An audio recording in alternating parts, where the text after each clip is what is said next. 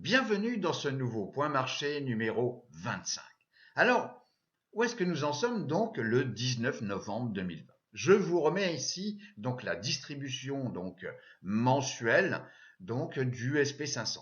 Et je vous rappelle, parce qu'on l'a vu début novembre, comme quoi 83% des fois, le cours du SP500 finit plus haut qu'il n'avait commencé le mois de novembre. Donc, le mois de novembre n'est pas fini, mais en tous les cas, on va aller voir directement les cours.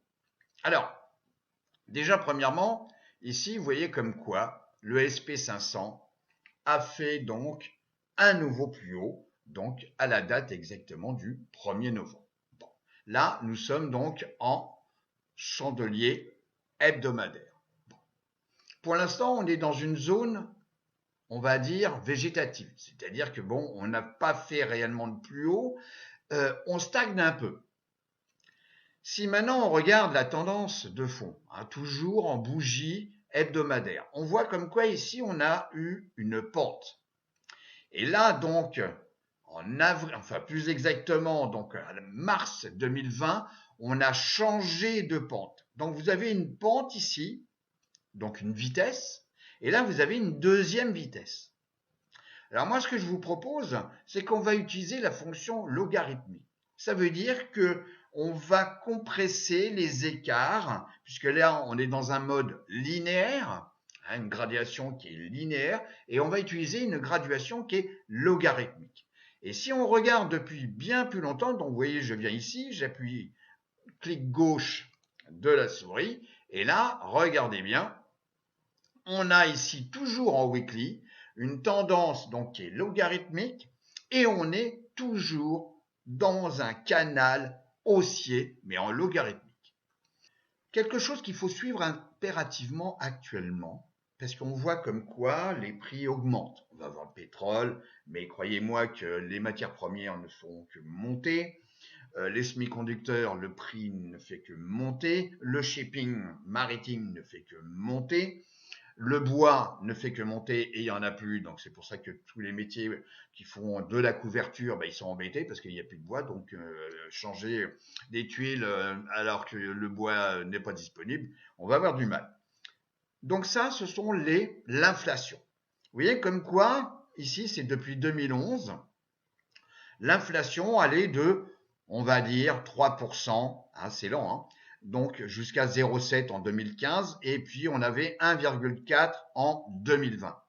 Et bien là, l'inflation sur 2021, on dépasse les 6%.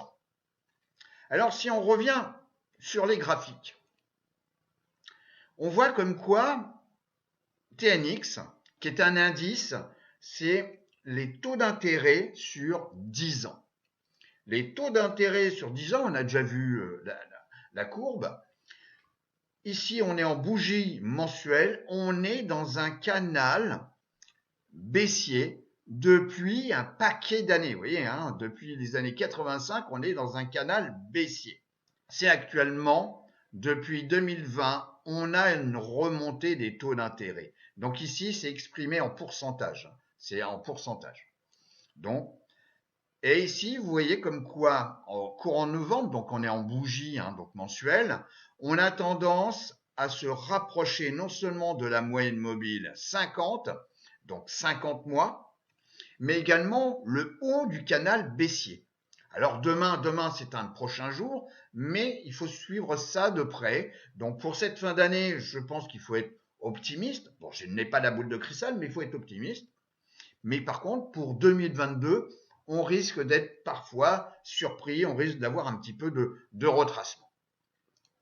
Si on regarde maintenant l'or à travers l'ETF GLD, vous voyez comme quoi on a la formation. Alors on est toujours en bougie mensuelle. Vous voyez, j'utilise des bougies mensuelles pour visualiser le long terme, c'est-à-dire ce qui dure depuis un paquet de temps.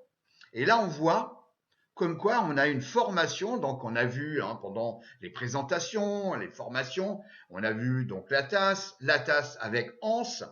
Donc là, on a la formation d'une tasse qui pour moi, il n'y a pas de anse pour l'instant. C'est une formation de tasse où on est allé ici donc en 2016 sur un point bas. Et là, on a tendance à revenir sur le point haut et venir titiller les valeurs que nous avions rencontrées en 2011, donc où on s'approchait des 180 $, donc l'ETF GLD. Donc je vous rappelle, c'est en corrélation avec un rapport 10 avec le prix de l'once du dollar. Hein, on avait atteint ici les 1800 $ l'once d'or.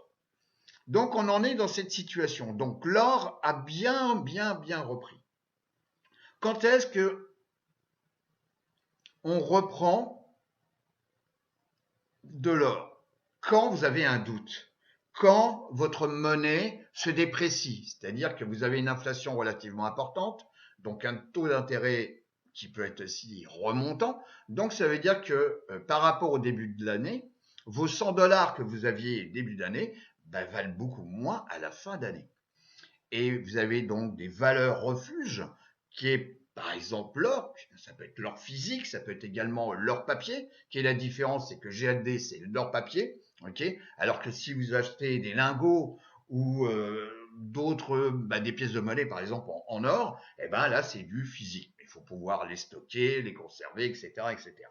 Bon, donc là on voit comme quoi l'or a sacrément remonté.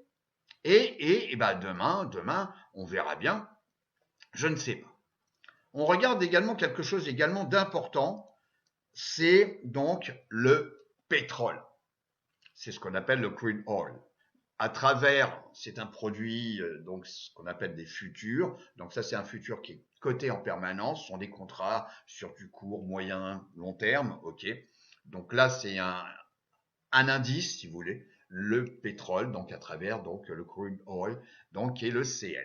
Et on voit comme quoi effectivement on a eu donc courant mars 2020 un point où j'en avais parlé où le pétrole était négatif en termes de prix parce que effectivement les contrats sur pétrole, sur le crude oil, c'est vous achetez des barils de pétrole. Voilà. On achète un contrat, si vous attendez la fin de l'échéance, le contrat est exécuté et vous allez recevoir chez vous des barils de pétrole. Et le problème, c'est qu'à cette époque-là, il n'y avait pas suffisamment de tankers ou d'endroits pour stocker. Donc les gens ont dû vendre négativement un prix, c'est-à-dire ils ont donné de l'argent pour que les gens achètent leur contrat. C'est ça que ça veut dire. Ils ont non seulement acheté, mais en plus, ils sont obligés de redonner de l'argent pour que les gens puissent prendre physiquement leur baril de pétrole. C'est ça que ça veut dire. Mais en tous les cas, depuis donc 2020, on voit comme quoi le pétrole est remonté. Et là, on est toujours en bougie mensuelle. On a dépassé, vous voyez, les 73, donc l'ancienne résistance qui est ici.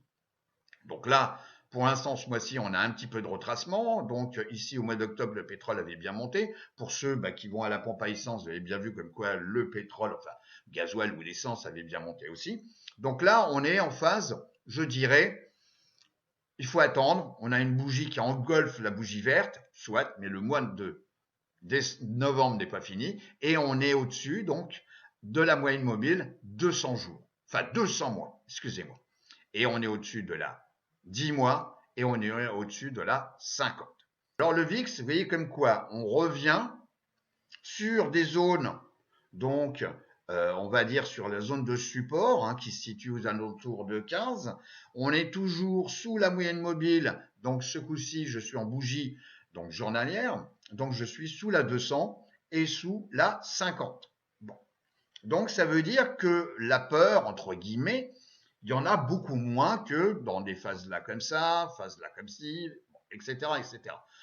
Également, si on regarde sur une période un petit peu plus longue, ici on a eu une tendance, vous voyez, baissière, et là depuis un temps certain, on est dans une zone de congestion par rapport à la phase baissière qui est ici. Vous voyez, les plus hauts ne dépassent pas les anciens plus hauts et les plus bas sont toujours au même niveau.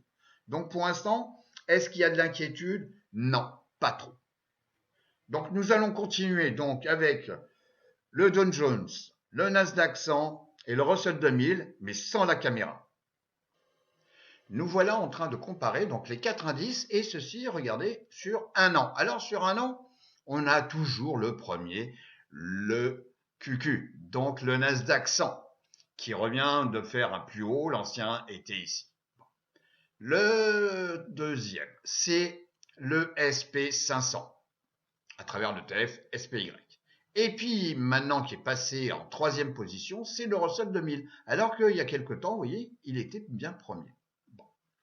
Le Russell 2000 s'est sorti de sa zone de congestion depuis un bon paquet de temps et qui durerait depuis à peu près février-mars 2021. Le petit dernier, le Dow Jones, avec une progression de 22,56% sur un an. Si maintenant on regarde sur 6 mois, sur 6 mois, les 4 indices sont tous positifs. Donc déjà, c'est bon augure.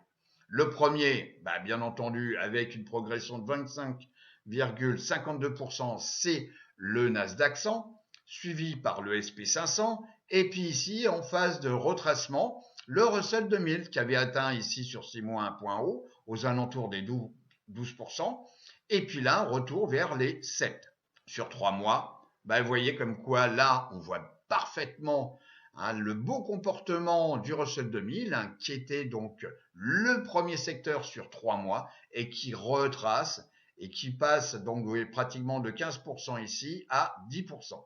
Le Dow Jones, donc nous sommes en bougie donc ici donc journalière, et là le Dow Jones, on était sorti donc ici courant octobre, le 18 exactement, d'une zone de congestion qui durait depuis le mois d'avril 2021.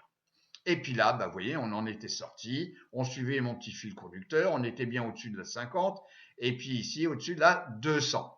Mais là, paf, patatrac, donc à partir du 11 novembre, donc on est revenu sous la moyenne mobile 10 jours, mon petit fil conducteur, et on a tendance ici un petit peu à retracer, à venir tester ici une zone donc de support aux alentours des 355,40, qui correspond ici à une ancienne zone de résistance. Et est-ce qu'on va revenir tester la moyenne mobile 50? Je pense qu'il est peut-être probable. De plus, on a un petit gap ici haussier qui fera un jour ou l'autre combler. Si on regarde donc le Nasdaq 100. Le Nasdaq 100, vous voyez, on a une belle progression. La tendance de fond depuis un paquet de temps, vous voyez, depuis donc septembre 2020, on la voit bien. Donc cette ligne de tendance haussière. On est au-dessus de la 50 est au-dessus de la 200. Mon petit fil conducteur joue bien son rôle de fil conducteur. Ici, on a testé la moyenne mobile 10 jours, donc mon fil conducteur. Et puis là, on vient de finir sur un doji, donc le 19, le vendredi 19. Le Russell 2000, on voit bien sa zone de congestion qui durait, vous voyez, depuis février 2021. On l'a cassé ici, donc courant le 1er novembre. On est venu ici faire un plus haut, et puis là, on est en train de retracer. On est passé sous la moyenne mobile 10 jours. Est-ce qu'on va réintégrer, donc à la limite, vous voyez, je peux même faire ça, voilà. Est-ce qu'on va réintégrer, donc, on va dire ce rectangle de congestion? Je dirais qu'il est probable et certainement même d'abord vont revenir aussi tester la moyenne mobile 50 jours.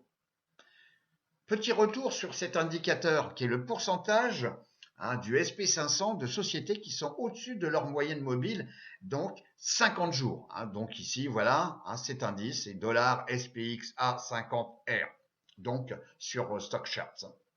Donc on s'aperçoit que là, on a tenté donc ici, cette période-là, d'atteindre au-dessus des 75% des sociétés au-dessus de leur moyenne mobile 50 jours. Et là, on a un fort retracement. On vient couper la moyenne mobile ici, donc 200 jours. Là, en bleu, c'est la 50. Et on voit comme quoi le RSI repasse sous sa zone, on va dire, de neutralité, les 50.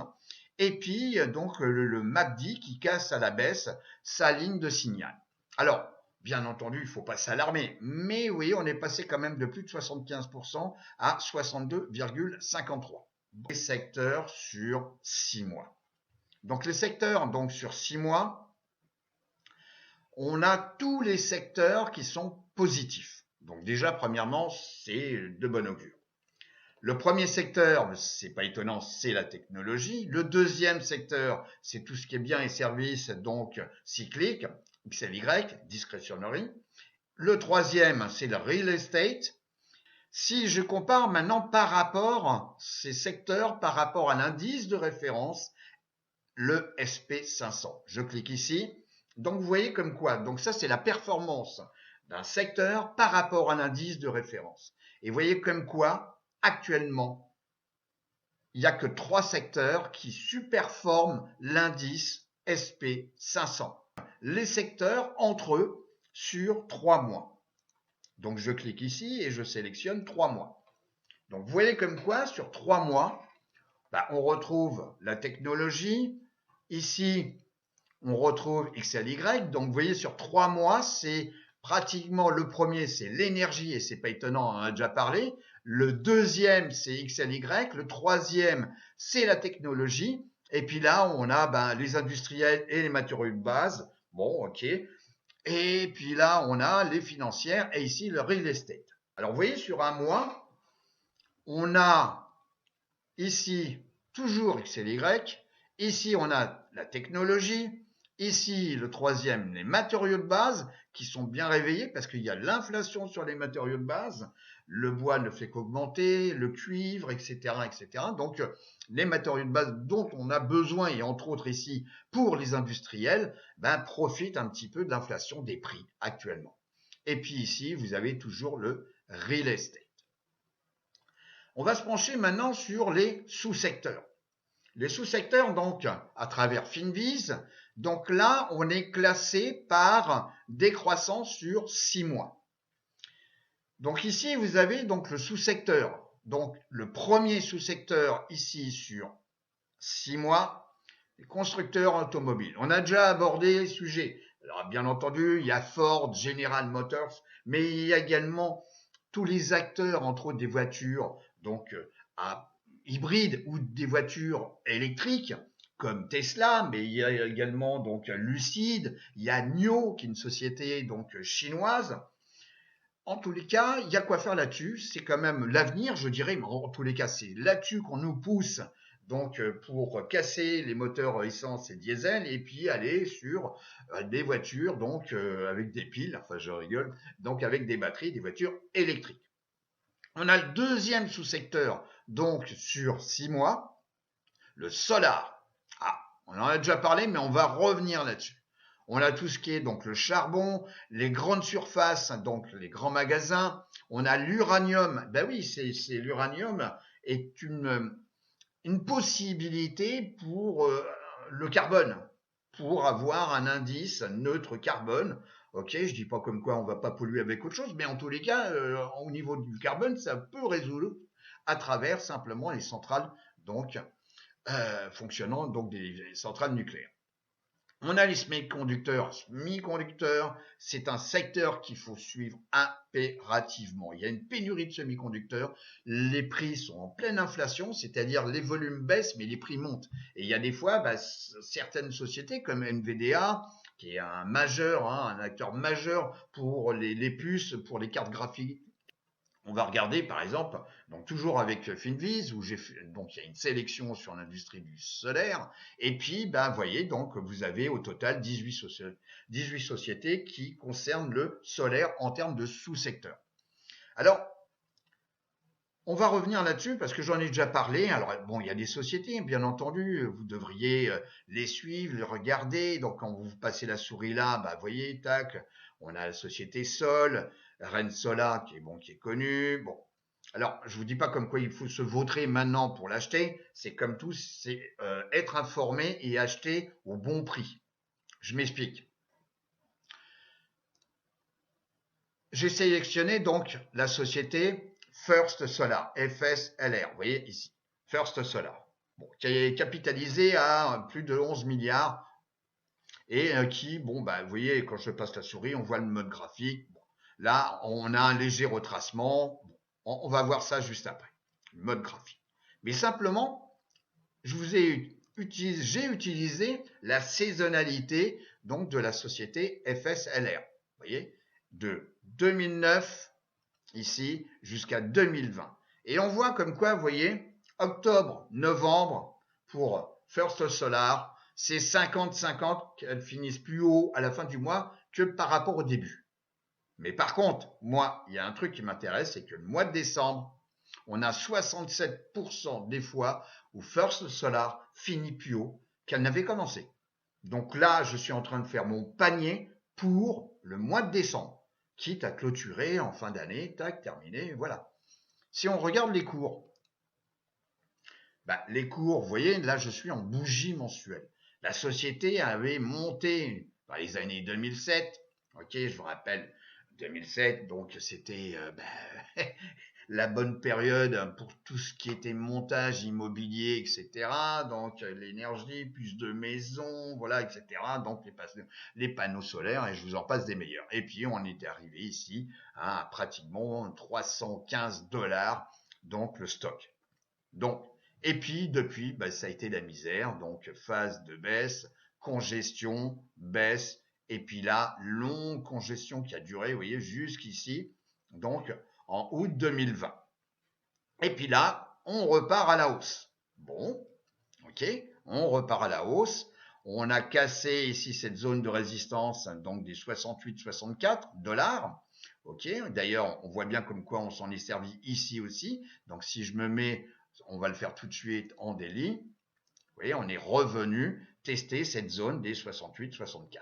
Ok, et puis là, j'en avais parlé. Donc vous voyez, on revient un petit peu en arrière. Donc, de la tasse avec une anse. Et on l'a cassé. Alors on l'a cassé, vous voyez, on est allé jusqu'à plus de 120, 123 $. Et puis on revient tester ici la moyenne mobile, donc 50 jours. Alors on est en dessous de mon fil conducteur, mais on est revenu vendredi tester, donc ce fil conducteur, mais par le dessous, et puis on s'appuie sur la moyenne mobile 50. Eh ben, je peux vous dire comme quoi ça peut être encore une belle opportunité. Si on se remet maintenant sur du mensuel, parce que le target ici, on l'a cassé, c'était une ancienne zone ici de support, donc qui est devenue par rapport au cours une zone de résistance, on l'a testé, on l'a cassé. Donc maintenant, en termes de probabilité, quel peut être le target? Le target peut être ici à 151 $. Donc 108, 151, ça me fait un bon ratio. Et puis surtout, si je mets un stop qui est sur soit la moyenne mobile ici 10 mois, puisque je suis en bougie mensuelle, ok, ou bien je fais ça simplement pour jusqu'au mois de décembre, puisque par rapport à la saisonnalité qu'on vient de voir, je vais utiliser donc les possibilités. Et puis là, donc, je peux prendre la valeur ici dès qu'on a cassé cette zone. Il faut avoir confirmation, repasser au-dessus de la 10. Donc, acheter au moins 110 $, et puis mettre un stop, je dirais, aux alentours des 90 pour ceux qui veulent vraiment se protéger, ou bien être un petit peu plus ambitieux aux alentours des 97. Voilà, donc je reviens sur la... Je vais couper. Donc, je vais vous souhaiter une bonne semaine de trading. Portez-vous bien et je vous dis à très très bientôt. Au revoir les amis.